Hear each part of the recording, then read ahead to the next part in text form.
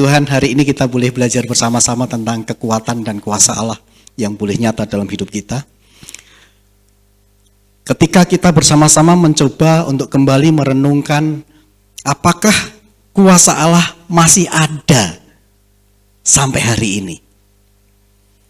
Kita boleh belajar bersama-sama, kita boleh merenungkan bersama-sama.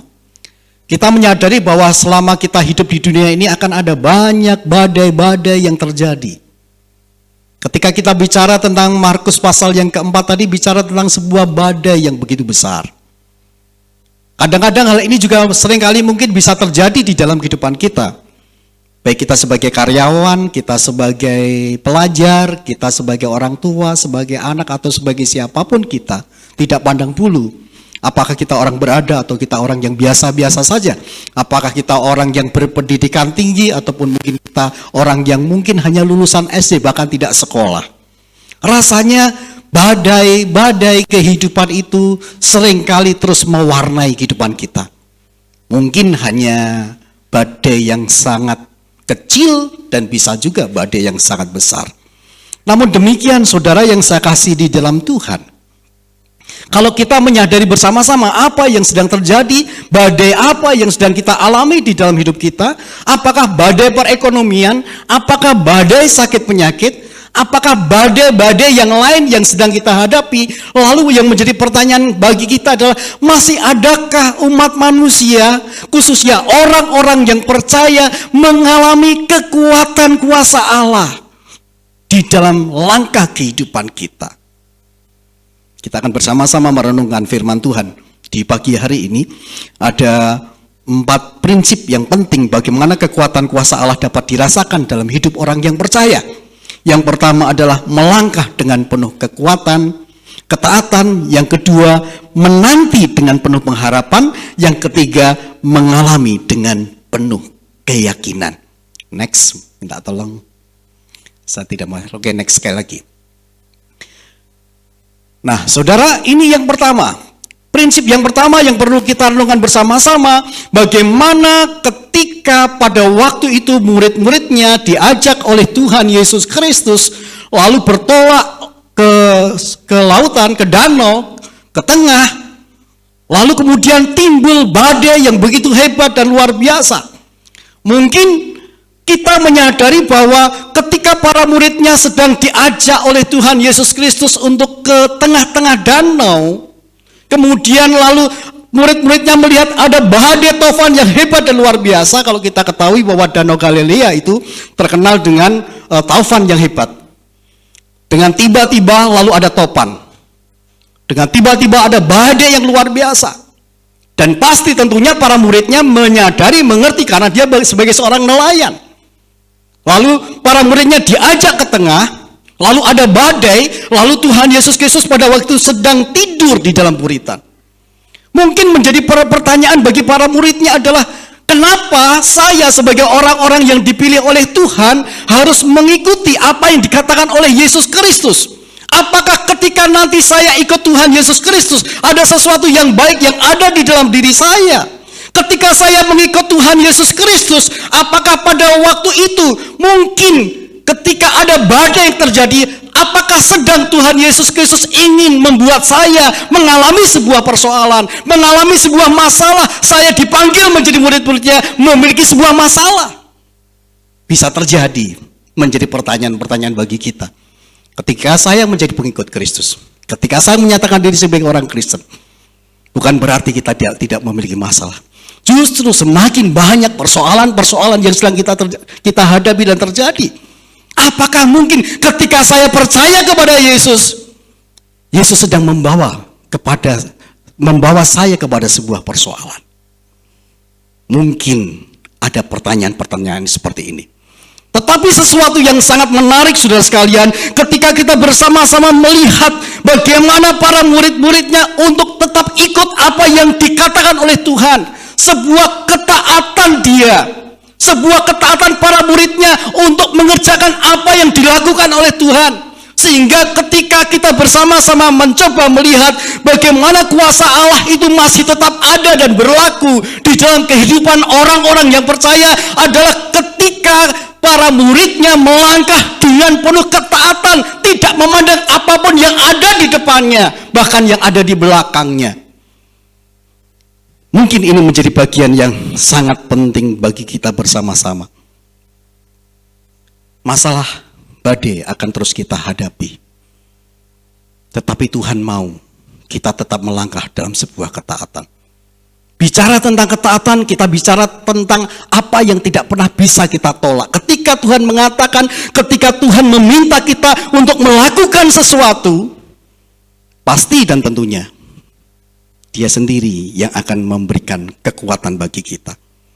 Masalahnya adalah ketika kita sedang menghadapi persoalan-persoalan hidup, apakah kita bisa untuk tetap taat kepada Tuhan? Taat dibutuhkan sebuah pengorbanan. Seorang yang taat adalah seorang yang tunduk, yang patuh untuk tetap menjalankan ketaatannya dengan penuh keyakinan dan integritas. Para murid-muridnya tetap taat dan patuh dan tunduk kepada Yesus Kristus. Dia tetap menjalankan apa yang dikatakannya. Dia lalu terus berangkat dengan perahunya ke tengah-tengah untuk mengikuti apa yang dikatakan oleh Tuhan kita Yesus Kristus. Dan mungkin itu menjadi bagian yang sangat sulit bagi kita di saat kita sedang ada berbagai persoalan-persoalan kehidupan. Apakah kita tetap mau taat, patuh, tunduk kepada apa yang dikatakan oleh Tuhan Yesus Kristus bagi kita bersama-sama sebagai orang-orang yang percaya kepada Tuhan. Ketika kita bersama-sama ingin taat, maka yang perlu kita kerjakan dalam kehidupan kita adalah bagaimana kita melihat bahwa firman-Nya yang adalah ya dan amin menjadi bagian yang penting. Bagaimana kita bisa taat dan patuh kepada Tuhan. Apa yang dikatakan oleh Tuhan Yesus Kristus kepada muridnya dilakukan.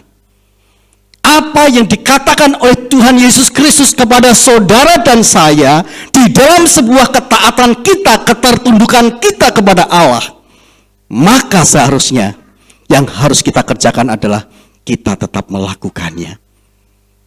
Saudara yang saya kasih di dalam Tuhan, badai pasti mewarnai kehidupan kita.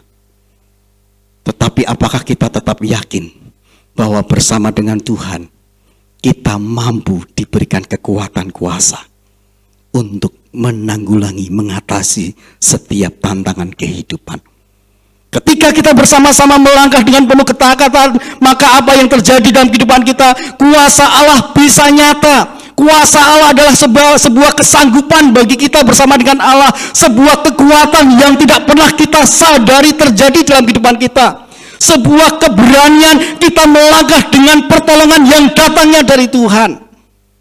Ketika kita taat, kita tunduk, kita patuh.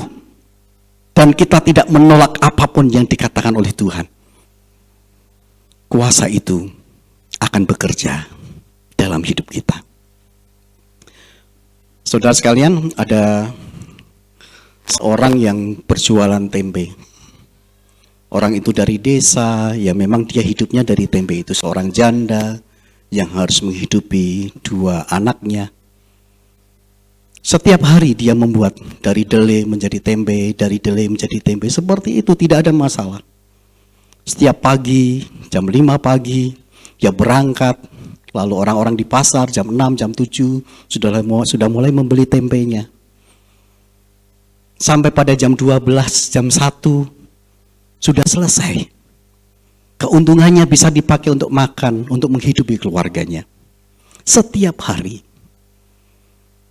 Dia tidak lupa mengucap syukur, dia tidak lupa berdoa kepada Tuhan karena dia orang Kristen. Pada hari itu ketika dia membuat delay untuk menjadi tempe, pada malam harinya dia melihat kok ini masih tetap jadi delay ya. Apa yang salah? Kalau ini sampai besok pagi, pasti besok saya tidak bisa memberikan makan anak-anak saya. Pada jam 3 dia intip lagi, kok masih belum jadi tempe? Pada jam 5 ketika dia harus mau ke pasar, kok masih belum jadi tempe?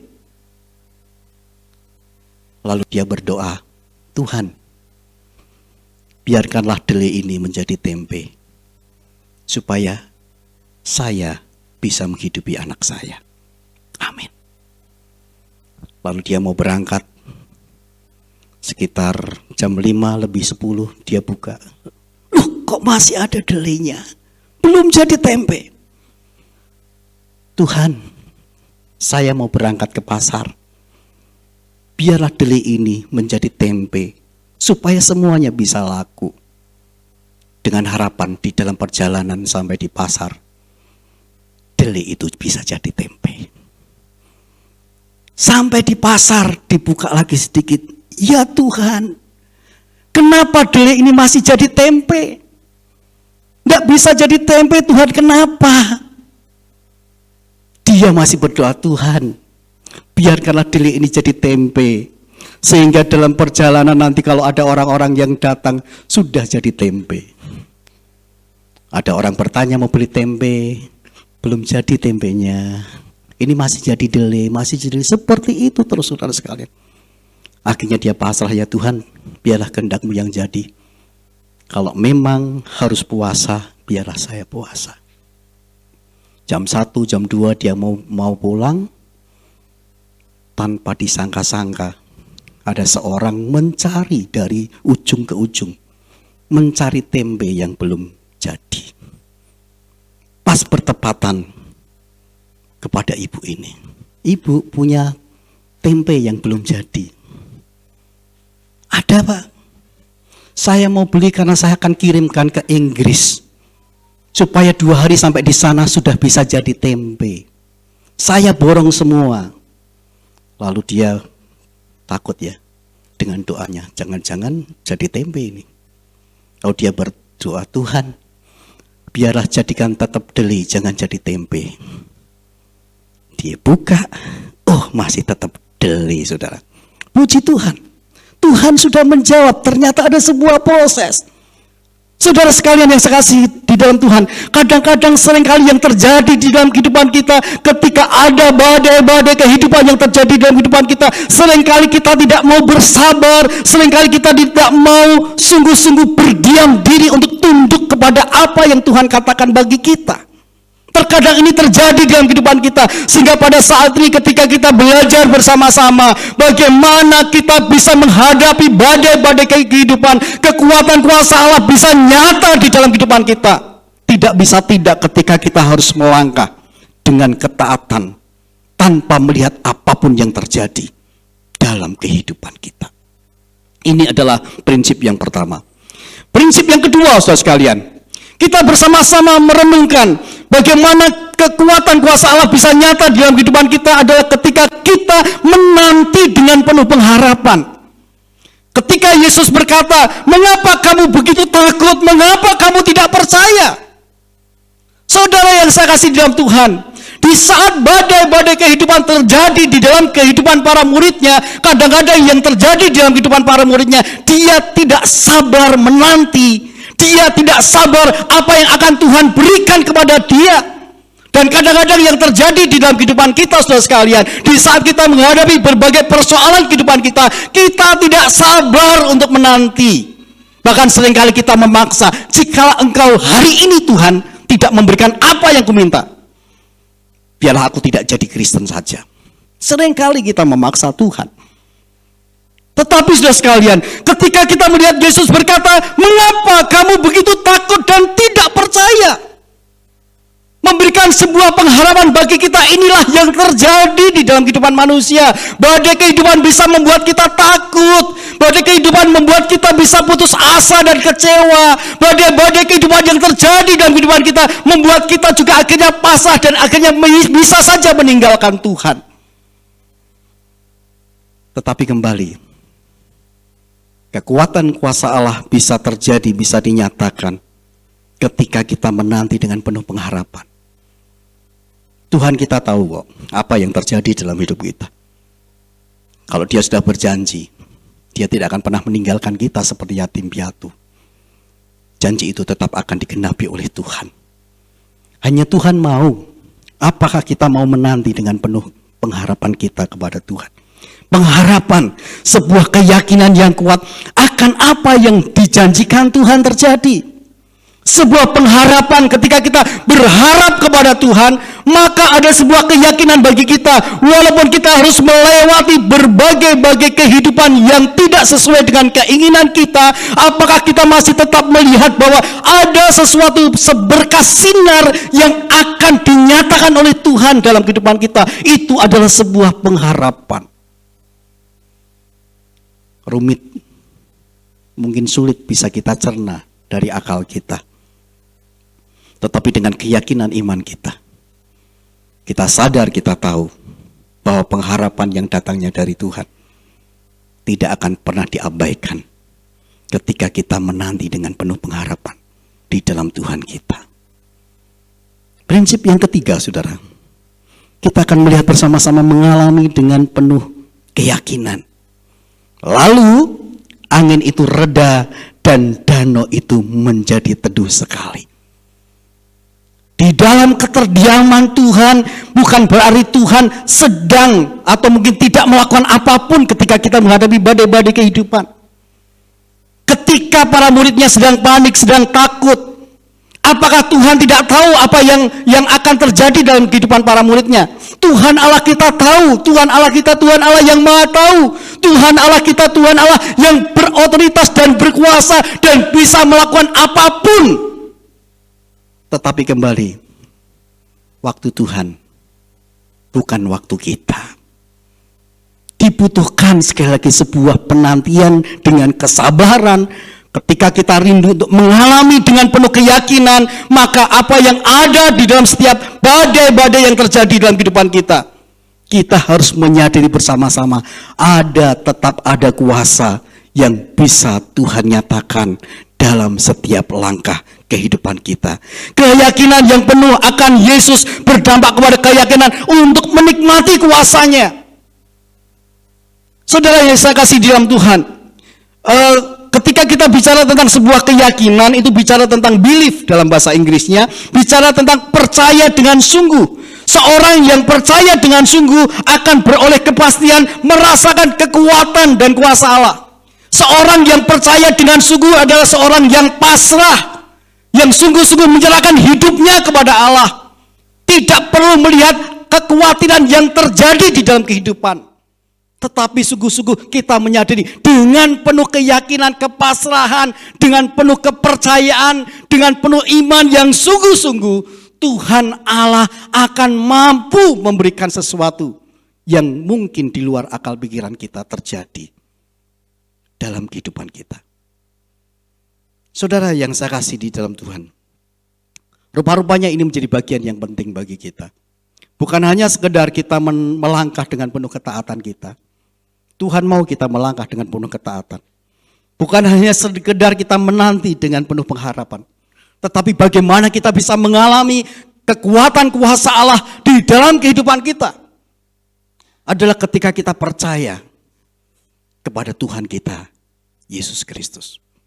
Itu yang terjadi. Walaupun dalam prosesnya ketidakpercayaan ada di dalam diri para muridnya oleh karena sebuah ketakutan. Tetapi ketika Yesus bersama dengan mereka, tidak akan pernah mungkin para muridnya tidak bisa menghadapi badai-badai kehidupan. Tidak akan pernah terjadi apapun yang ada di dalam diri kita.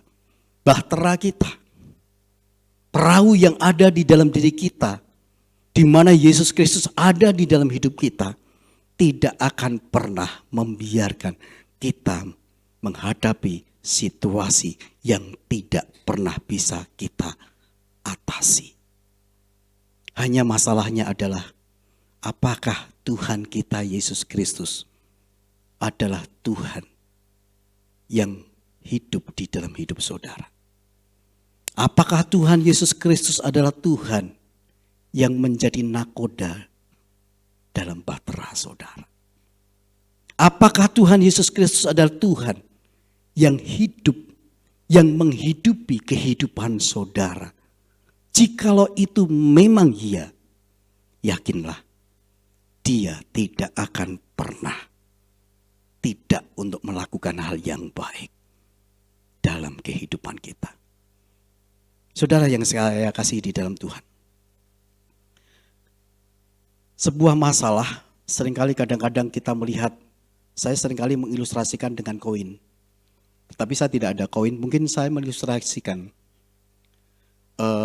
dengan antis ya. Saya dengan antis ini besar mana saudara? Besar saya atau besar antis? Besar saya ya, betul ya.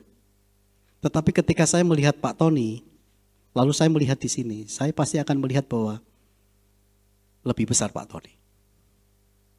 Tetapi kalau saya melihatnya seperti ini, saya tidak melihat Pak Tony, tetapi saya melihat botol ini lebih besar. Apa maksudnya saudara sekalian? Ketika kita memandang badai kehidupan itu besar, maka yang besar adalah badai, bukan Tuhan kita Yesus Kristus. Tetapi ketika saudara memandang Tuhan Yesus Kristus, maka badai itu akan menjadi kecil, bahkan tidak terlihat, karena Yesus Kristus ada di depan kita. Biar ini boleh menjadi kekuatan bagi kita bersama-sama. Jangan lepaskan dia, jangan tinggalkan dia. Badai kehidupan mewarnai kehidupan kita semuanya, baik itu kecil, sedang ataupun besar.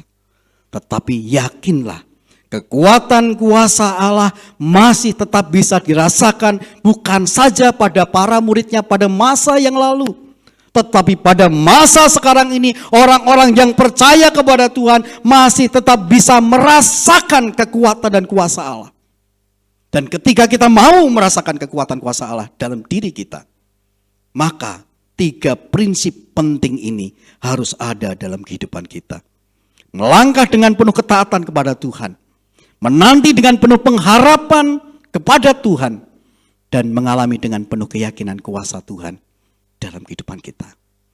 Maukah kita mengalaminya? Maukah kita kekuatan kuasa Allah terjadi dalam hidup kita? 3 prinsip ini harus menjadi bagian dalam hidup kita. Mari kita bersama-sama taat. Mari kita bersama-sama penuh pengharapan kepada Dia. Dan mari kita bersama-sama alami kuasa Allah yang lebih besar dibandingkan badai-badai kehidupan kita. Apapun badai kita, tidak ada apa-apanya dibandingkan dengan Tuhan kita Yesus Kristus.